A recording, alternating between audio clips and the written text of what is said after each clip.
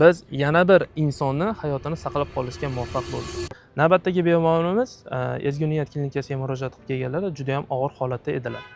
Anamnezida bular 9 yil oldin infarkt o'tkazganlar va shu zahoti koronar stentlash amaliyoti amalga oshirilgan va qayta yana 1 oy oldin infarkt o'tkazganlar va respublikamizda boshqa klinikasiga murojaat qilganlar.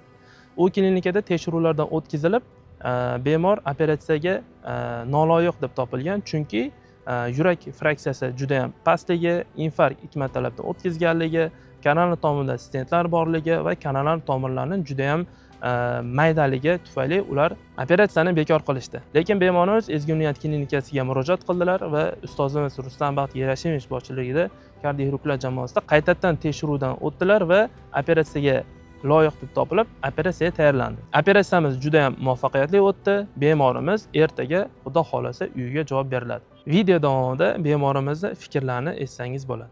Assalomu alaykum. Pristup bilan klinikaga tushdim. Hozir ancha yaxshiman, operatsiyalar bo'ldim. 17-yil birinchi marta infarkt bo'lganman.